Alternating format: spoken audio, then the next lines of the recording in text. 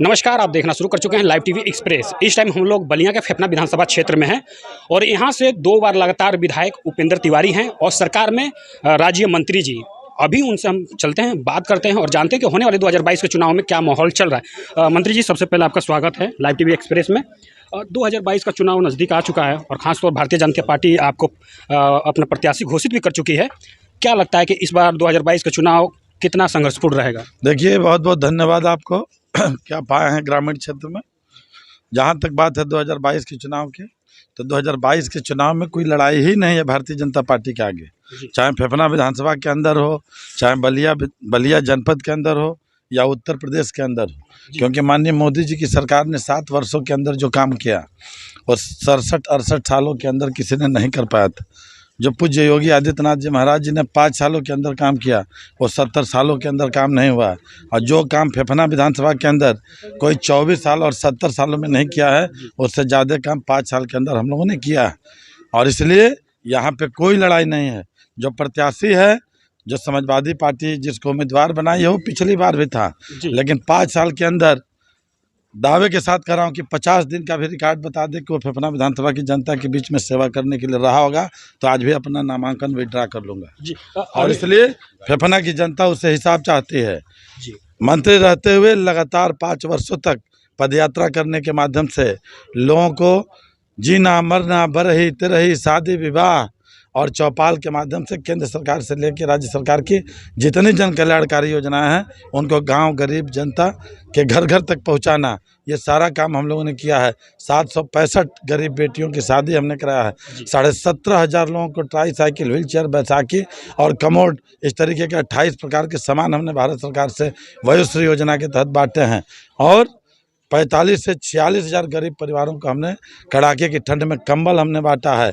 और मैं कह सकता हूं कि 5 साल के अंदर केंद्र सरकार से लेकर राज्य सरकार की जितनी जन कल्याणकारी योजनाएं हैं, जितना फेफना विधानसभा में हमने लागू कराया है, उतना अन्य कहीं नहीं होगा। और इसलिए डंके की चोट पर कह रहा हूं कि आज फेफना विधानसभा के अंदर गांव गरीब जनता के बीच में काम हुआ है।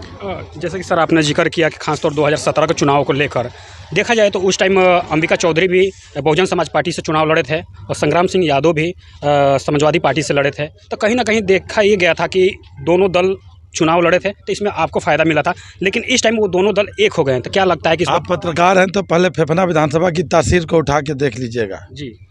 और जिन व्यक्ति का नाम ले रहे हैं कि वो 2 लड़े थे, तो आप पता करिएगा 1993 से तो यहाँ पे 5 लोग अन्य लोग लड़ते थे और अकेले वो लड़ते थे। तो हार जीत का अंतर 1500-1600 से लेकर 4042 का रहा है। 2012 में भी 3 लोग हम लोग लड़े थे, 2 लोग वो लड़े थे, तो भी 84 वोट से चुनाव जीता था। और जहाँ तक बात है पिछली बार तो 20,000 वोट से चुनाव जीता था। और इस बार सपा और बसपा जितना वोट पाएगी, उससे एक ही वोट क्यों न अधिक हो, उससे ज़्यादा ही वोट से मुझे चुनाव जीतना है जी। ये फेफना विधानसभा की जनता बता रही है। कहीं ना कहीं देखने को ये मिलेगा, इस बार तीसरी बार आप रिकॉर्ड बनाएंगे। जहाँ पे आप खड़े हैं, पिछली बार 2019 के चुनाव में ये पूर्व मंत्री जी का गाँव, सपा बसपा कांग्रेस और 24 दलों का गठबंधन था। और लोकसभा के चुनाव में भी इस गांव में 29 वोट से मैं चुनाव जीता हूं, रिकॉर्ड उठा के देख लीजिएगा। प्रधानी के चुनाव में भी गांव में घूम के पूर्व मंत्री जी ने वोट मांगा।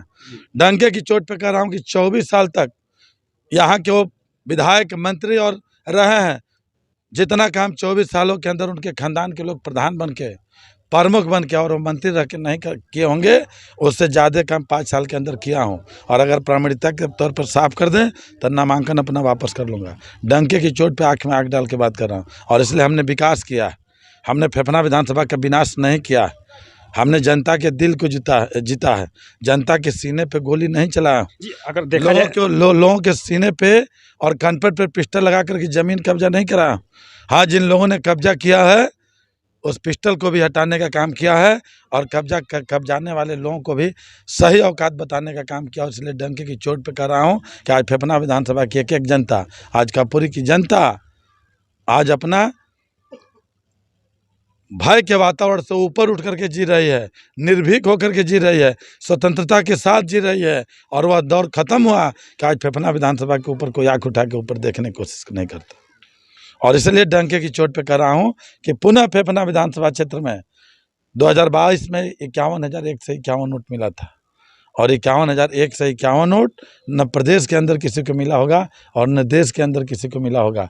तो निश्चित रूप से वह बहुत शुभ अंक रहा और इसलिए यह हैट्रिक लगाने में जितना सपा बसपा वोट नहीं पाएगा उससे ज़्यादा वोट से चुनाव जीत के जाऊंगा जी। कहीं ना कहीं इस बार बलिया में तीसरी बार रिकॉर्ड बनेगा और खासतौर फेफना विधानसभा क्षेत्र में इस बार फिर कमल खिलेगा। ऐसे भी फेफना विधानसभा का 4 बार का रिकॉर्ड रहता है। जी जी बिल्कुल। गौरी भैया भी 4 बार यहाँ पे विधायक रहे, यहाँ जो सज्जन थे वो भी 4 बार रहे, अभी तीसरी बार में आ रहा हूँ, लेकिन 4 बार वाला रिकॉर्ड भी तोड़ के 5 बार यहाँ पे विधायक बन करके रहूँगा। उसके बाद जैसे कि मैं बता दूं कि मंत्री जी का कहा नाम है कि यहाँ पे हमेशा 4 बार लोग रह चुके हैं, उनका भी रिकॉर्ड तोड़ेंगे होने वाले 2022 को लेकर।